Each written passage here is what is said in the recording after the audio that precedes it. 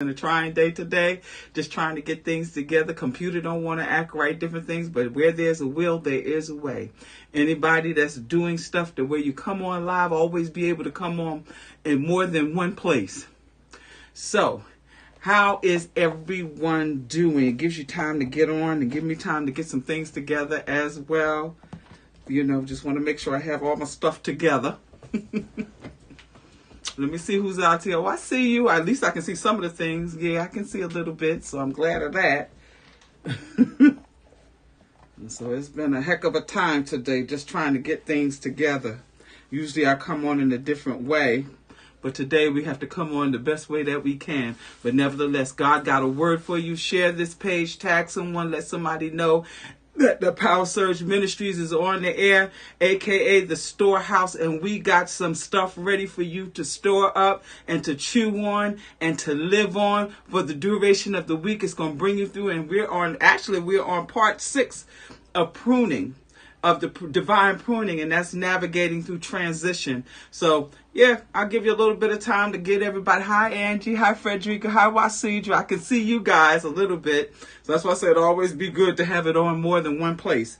So just got to look at a couple things, but I'm just so glad that you all are out there. I get to see you. I get to see some of. Hi C. Allen, good evening. Hey Pam, hey Evelyn, how y'all doing today? Y'all get to see all of this.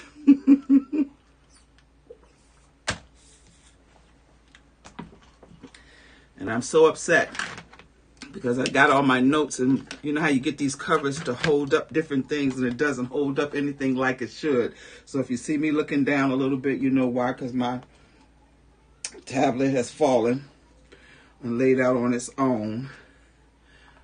Amen. Come on in the room. Usually they're waiting for that. I'm sorry I don't have that today. But where there's a will, there is a way. Oh, thank you.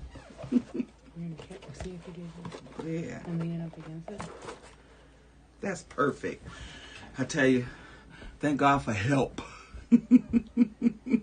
Yeah, so it's been a crazy day, a crazy day. So I don't get to use the software that I usually come on, so I had to do it another way. So that's why I was telling you, if you're coming on live, it's always to have two different ways that you can come on in case one way is hung up or something's not working.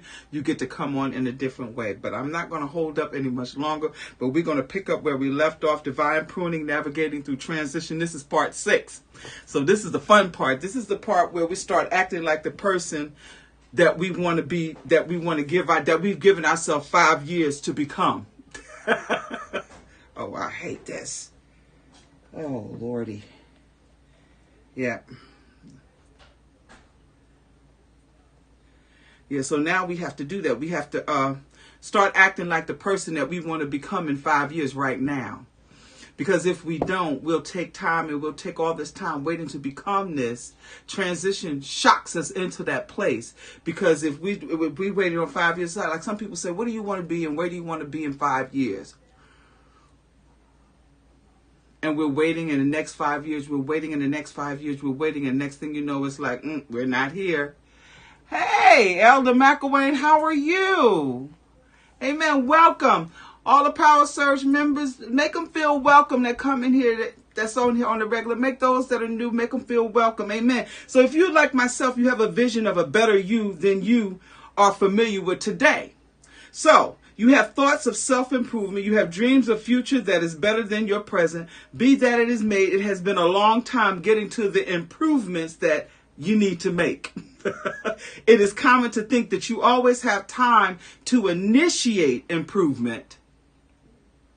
However, if you keep waiting until the future, that 5 years from now, to get it right, then your future will become your present. And that has not, it's happened for me. It has happened to me where I kept putting it off, kept putting it off. When I looked around, the time had come to that and it became my present. And when you look around, you're right at it.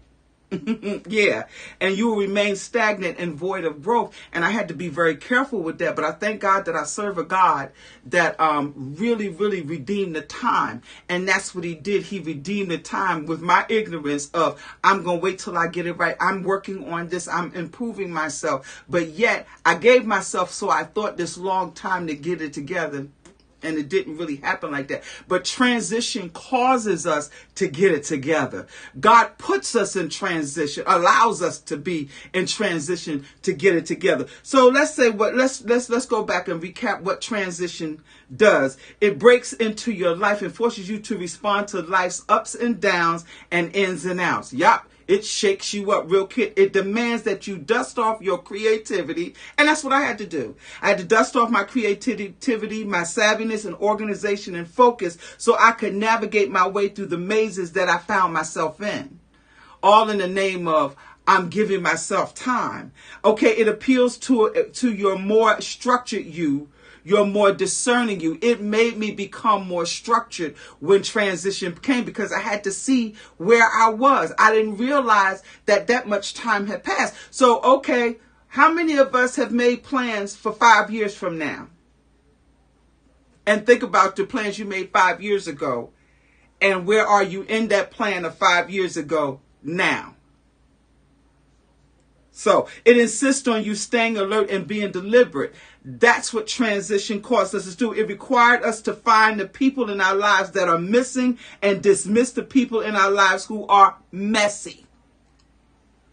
The people that we needed, it made us seek out and seek God for the people that were missing in our life that we needed. And it made us get rid of the messy people and everything like that. Yeah, transition happens. And sometimes transition, I'm going to get to what happens and sometimes what brought us to transition. Transition forces you into acting like the person you were going to give yourself 5 years to become. Transition propels you, it accelerates you, especially when you're transitioning and you're moving according to God. It accelerates you. It accelerates your advancement to a better you. I'm telling you something that happened for me. So what happened is so he's saying you who asked for something great and the you who receives it are two different people. It's two different things. So if you are a renter, we're going to give you an example. And I had to learn this, and it took me learning this to understand. If you are a renter and you ask God to help you become a homeowner, you have to take on the characteristics of a homeowner in order to qualify to become one. So yeah, you may rent for now, but when you begin to take on the characteristics of a homeowner and begin to take care of where you are, you begin to treat it as if you're a homeowner, which means you won't allow things to go to the wayside. You will work to get it fixed. You will keep things up to date. You will keep your inspections and different things that you need in your house. Everything will be up to date. And when you become an own homeowner, it won't be a shock to your system because you're already walking in it. And a lot of times, if you're a bank teller, you want to move into selling investment products, you have to take on the qualities of an investment representative. So many people seek the title first. So yeah, you seek the title first. You want to wear the badge. You want to carry the business cards. You want to use impressive titles in your email signature lines. You should not concentrate on those titles. And I even learned that. You should concentrate your energy on embodying the characteristics of the person who has the title. So title is actually last because a lot of times by the time I learned this, by the time I got the title, I had been working in that position before the title came. I was walking in ministry and I was doing different things in ministry before the title came. Before shepherdess, before elder, before any evangelist, any of those different things came, I began to walk in those things. And I can remember when I've been a choir director, praise and worship leader, all those things, a lot of those things I did before the title came of being the leader and all of those things. Even when it came to starting out in my own personal ministry with POWERSURGE. Same thing. All those things begin to happen. Oh, I hate this. Oh, I hate this. All righty. So The title wasn't necessary. So when you begin to look like, think like, structure like, organize like, and produce like the individuals who have that title, eventually people will begin to address you as a manager or a minister or a teacher or attorney or a registered nurse. But you take on the characteristics first before the title. So by the time the title comes, you're already walking it, and you're walking in it with the confidence. So by the time I got to this place, I've been doing it for so many years. Amen. I've been doing it for so many years. At some point, people will start to address you by a particular title before it has officially been given to you. You became it. You function as it. And that's what I did. I began to function. How many of us are walking in the characteristics? We haven't gotten a title, but we're functioning in the ministry as such. Amen. It's great. But you're functioning in that capacity already. Yeah. You're functioning in it. Before you even get the title, you're functioning in it. You're functioning as a server of God before they give you a title, but you're already serving as people. You're already gathering people together. You're already praying for people. You're already keeping them together before the title came. I see Elder McElwain's on here. Think about all the years you prayed before you even got Chief Prayer Warrior. All the years you prayed long before you got the title. So all those things make a big difference. It's driving me nuts. It really makes a big difference. So yeah. So when I say that, you became it, you functioned as it, you qualified for it, and then it attached its title to you. But you functioned in it first. You became it. You wore it. It became who you are. You arrived at that 5 years that you talked about. You became that. Amen. So transition will naturally push you into developing your ability to navigate through rough, tough terrains and repair broken situations and insulate against repeated fiascos and beckon uncommon insights. In the process, you are being promoted to a higher level person. As you are changing, you will have to be watchful of people from your past. And I'm learning this. I'm learning this so much. You have to be very watchful of the people of your past, because people from your past will try to relate to the old you because they have not been briefed on the upgraded you. And when they come and they try to relate to the old you, it doesn't always work. And you're standing there looking at it like, well, why are you looking like that? I'm not there anymore. My conversation is not there anymore. And I know some of us have already went through that part, and we've already experienced that, because when they came back looking for the old you, not the upgraded you, not the one that sought God and got direction, not the one that had greater discernment, not the one that prayed for wisdom and God bestowed them with wisdom. They're not looking for that person. They're looking for the old person. If they have not seen you in a while, they're likely to refer back to their old references of you. That's just like when fellas get married. Instead of them looking at him as the married man that he is, they talk about him as the playboy he was. See? Because they don't see him as married man, not unless he's keeping up those habits. But I'm not talking about the ones that keep up the habit, but I'm talking about the ones that earnestly got married, in love, loved the family life. This is what they chose for themselves, but people still want to keep them at the playboy stage. They want to keep them at the college stage. They want to keep them when they used to pledge at the fraternity. They want to keep them there at the parties where everybody got towed down and everybody had a good time and God knows what was going on. They want to keep them there, but they're not there anymore. They're doing grown folks things. They once spoke as a child, but now they speak as a man. I hope this is encouraging somebody. Oh, man.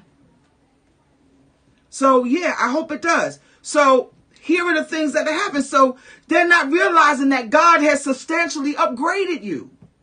So, in this process, with them, learning to figure out who you are now. And that's why sometimes when you go around people that you haven't seen in a while, or they really haven't had a conversation with you in a while, even if you see them often all the time, but they haven't had a real conversation with you, and they don't know that God has upgraded you substantially to a different place in him, your conversations is different. Your confidence is different. Your spirit is different. How you walk and how you carry yourself is different. And they're looking at you like, well, wait a minute.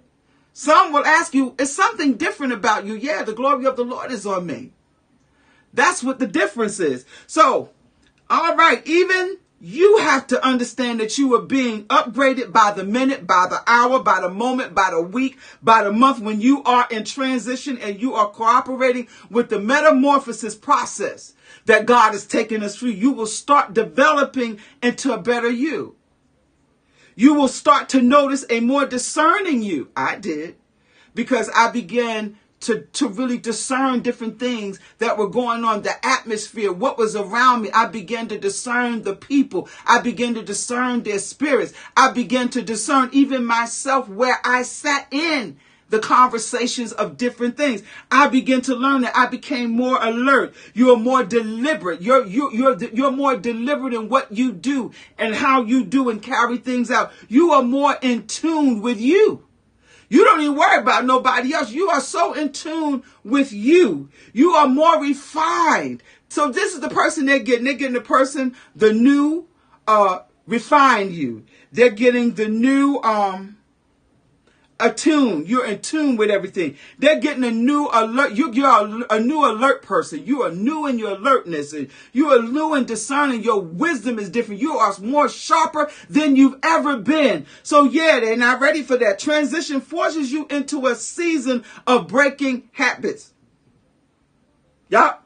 It forced me into breaking certain habits, because in order for God to move, he got to break some habits that we've been carrying around, and customs, and becoming free of other people's opinion about you. And that's what I had to do. He broke me of other people's opinion about me.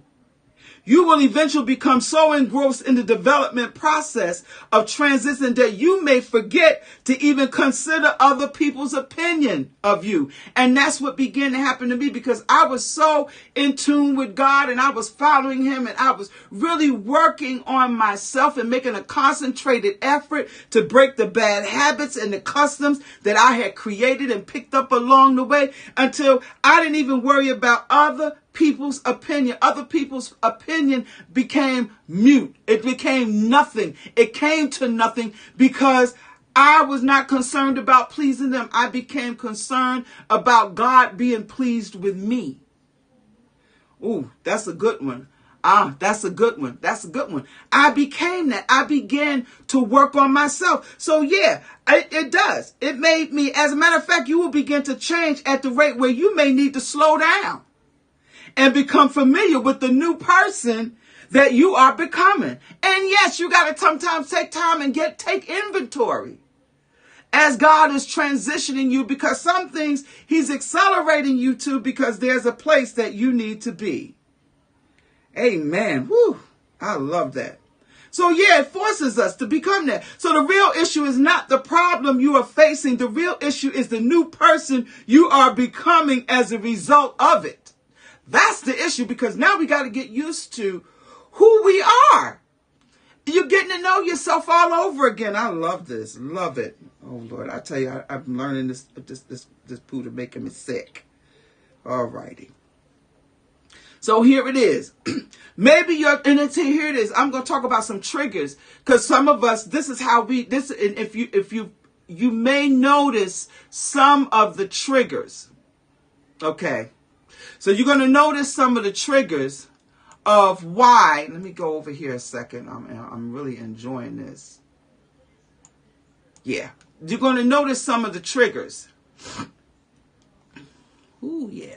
All right, wait a minute. So you're going to notice some of the triggers. Here are some of the triggers that causes us to go into transition, and this is how God allows us to kind of, because sometimes if he tell you I need you to move, you be like, I'm going to take my time. I'm going to take my time. But certain situation causes us and propels us into a different place. It propels us and puts us in a place where we want to work on ourselves, where we want to do better, where we find ourselves. So some of us, triggers may be a loss of a job. It may be initiated by the loss of a loved one. It could be an important relationship in our life fell apart that causes us. It could be that you're battling with a major illness that causes us to change the different things about ourselves and how we do. It may be that we've been forced to leave a group of people who are close to us, just like family. It causes, maybe we're facing a divorce. Some of us became widowed. So those things propelled us into a place to do self-evaluation, to do different things that make us get to where we need. Our career may have necessitated us moving to a whole new city by itself. You may be entering retirement or making transition from a youth. See, even young folk, from a youth to a working adult. Maybe your first time parent. I mean, the list goes on. Your transition may be triggered by a number of unmentionable occurrences. Your focus, your energy, your best thoughts, your emotions have all been aimed at the details associated with your transitional change. So all along, you've been thinking that the issue at hand was the specific challenge you have been dealing with. And we've been focusing on the challenge, and in actuality, that is not the real issue. We've been focusing on that challenge, and that's really not the real issue. The real issue is not the problem you're facing. The real issue is the new person that you are becoming as a result of it. God simply uses what you were going through to produce a whole new you.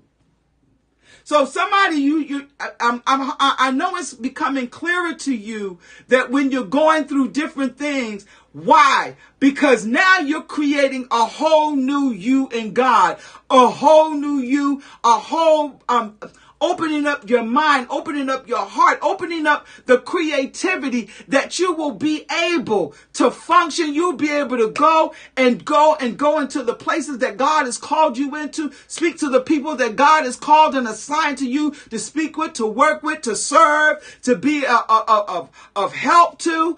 All those things are happening, but I love it because pruning does everything for us. It works in our behalf. It works for us. So yeah, so like I said, the real issue is the person that you're becoming. And that's the fear part. That's the fear of everything, is the person that we are becoming. If your transition was never triggered, your powerful response to it would have never come about. So if you had not, say with me, if I had not moved out here, this might have not happened. Had I stayed in certain aspects of ministry and just did that and not move or cause situations to cause me to move in that direction, I wouldn't be here sitting down sharing with you at this particular moment. So these are things. So just look at, so when we become, oh man, I'm this and I'm that. Now we're going to face, okay, God, this is happening to me. What are you upgrading me to? Are you upgrading me in my mind? Are you causing me to upgrade? Because there's a place, I keep telling you, God is creating a platform for us, and he's always creating a platform for us. So yeah, we got to think about that. So a powerful response, it would have never come about. Your transition is forcing you to become something greater than you've ever been before. You thought the victory was in successfully navigating through transition, when the real gift is the new you. So how many of us are beginning to see the new you? Just type it in the comments box. The new you, I'm beginning to see. You don't have to see the whole thing. Yeah. But you're beginning to see the changes, and you're liking the changes. The changes were hard. The habits were rough to break, but you're steady working at it every day, and you're seeing yourself grow. Because me, I'm seeing myself grow, and I'm like, wow, I kind of like this. I was fussing with God in the beginning, but now it's becoming something even better. So, yeah. Your transition is forcing you to become something greater than you've ever been. Like I said, the greatest gift you will ever receive from transition is the new you that it is producing. So I love that. Tell your neighbor, it's producing. What God is doing for me is producing a new me. Woo! Learn how to articulate your new identity and enjoy its impact on the world. So I say that to you. So some points I just want to point out in all of it. When you know where you're at in life, you better position yourself to know where you're going. But you got to know where you're at so you know where you're going so you can position yourself. Number 2. As you study so many things in the world around you, don't forget to become an expert on who you are. And that's what happened. We study everybody else, but we don't study ourselves of who we are. 3, one of the most powerful things that you can do is to change. So you changing and evolving all throughout this pruning season, that's power. That's a powerful thing, and the enemy can't deal with it because you are evolving into just what God is calling you to be. You are allowing yourself to grow in God. You are allowing God to make you and to mold you. I didn't say that you have to like it because some days it don't always feel good. When we're learning and we're trying to grow and we're allowing God to mold us and we're allowing God to speak to our heart, we're allowing God to change the way we think and we're allowing God to renovate our mind and create the open space and take down the walls in our mind and take down the walls in our heart. It doesn't always feel good, but the change is great. And if you're noticing, people around you are enjoying the change in you. They don't have to like it, but they're enjoying the change in you too. Amen. Those that want to keep you there or what happened at the life you lived 30 years ago, no, they're not going to like the change so much. But it doesn't matter. Amen. The more aware you become of who you are and what you're about, the more aware you become of everything else. And that's true. When you become aware of your personal self, it will make you aware of everything else around you because the personal self sits in the center of everything that's around you. Amen. When you stop being blind to your flaws, your life will start to reveal other lies that you are believing. I know it's to be true. When I begin to deal with the not so cute parts of myself, I stopped lying to myself about different things, different things. Oh, I'll do it today, but I won't do it tomorrow. I stopped lying. But no, you just didn't do it. I couldn't even put it on nobody. Because when transition causes you, that word accountability, it causes you to be accountable for you, for your person, for the spirit. It causes you to be accountable for what goes in, what you allow into your body, what you allow into your mind and your spirit. It causes accountability. And then there is a brilliant you on the inside waiting to be revealed. First to you and then the world. So I'm telling you, as you begin to really enjoy who you're becoming in God, the world will see the same thing. The world most times will see just what God sees. And you just share it. Don't share it out of arrogance or anything. Just share it. Because when you begin to share it, I always tell people, and I said, I keep my hands like this and I share. Because God always reminds me there's more where that came from. There's more power that I have. There's more where that came from. More strength where that came from. More wisdom where that came from. So don't be afraid to share what you have because there's more where that came from. Type in the comments box. There's more where that came from. Be it wisdom, there's more where that came from. Be it whatever you share of yourself, there's more where that came from. Because God is the author and finisher of everything. He is the source and the resource of everything. So there's more where that came from. I'm telling you, I am so glad that I got to conclude that this is the Good Shepherdess, Natasha Pimenpal of Power Service Ministries. We are at the Rainbow Word Boutique, the Storehouse. I thank you for joining me. I thank you for keeping me going. It keeps me studying, but it keeps me allowing God to work through me and work in me. And I'm loving the relationship that God has really fostered with me at this particular time to let me see and be able to share the experience. Amen. So this is a good time that you can sow. You can sow at $PowerSurgeNow at Cash App, or you can do PowerSurgeMinistriesNow at gmail.com for PayPal. No seed is too small. No seed is too big. And we'll be able to appropriate and really take the ministry to another place and another level and be able to share and serve our community and those that God has assigned to us at Power Surge Ministries. Amen. Oh, man. I'm trying to get on I hate this. Okay. So, I try to have all my things down. All right. So, those of you that are in the area,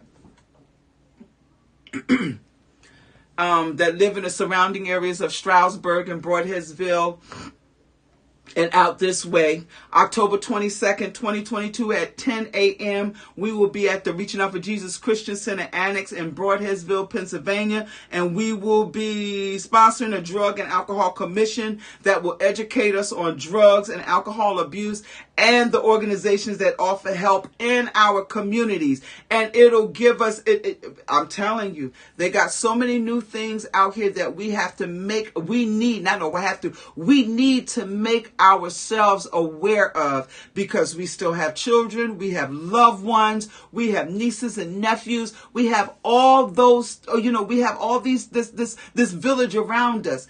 And when we educate ourselves on drug and alcohol abuse and be able to notice when our kids are sleeping too much, what can they be possibly taking, and also they'll give you different tips and things that you can do to be of help to those that are around you that have drug and alcohol abuse. Sometimes you can't just always lend prayer. We got to be able to serve them as well and serve our community and find out what's in our community that people can go and get help. And then we have November 3rd to the 5th. The Heart to Heart Retreat in Ocean City, Maryland. I'm telling you, you can go on the website, or it's pinned to the top at Facebook on Facebook, where you can go and reserve your room, but registration is $75. Amen. And whenever we get together, God shows up in the most intimate way. I mean, and I'm telling you, I'm looking for God to do something awesome. So if you didn't make it with us when we went to Toronto, when we went to Niagara Falls, you didn't make it with us there, you sure can make it there. Amen. Just come on out and share those 2 days with us. I'm telling you, God is going to show up in the most unusual ways. Amen. Don't stop sending me your videos of what concern you in your cities and the prayer for your cities.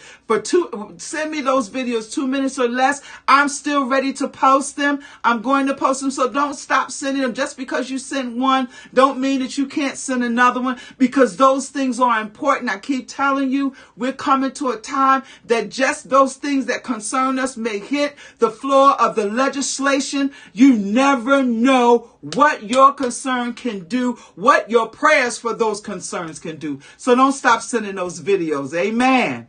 I'm looking forward to it. I think that's it. If you're not busy, at 7:35 a.m., you can go over to the Reaching Out for Jesus Christian Center with Bishop Kenneth L. Pearman. And I mean, he always has a fantastic word at 7:35 in the morning. I'm telling you, go on over there and let God bless you as well. So I look to see you next Monday at 8:30 p.m. This is the Good Shepherdess, Natasha Pearman Powell of Power Surge Ministries, and this is the Rhema Word Boutique, aka the Storehouse. And again, I look to see you at 8:30 next Monday night. Talk to you soon. You be encouraged.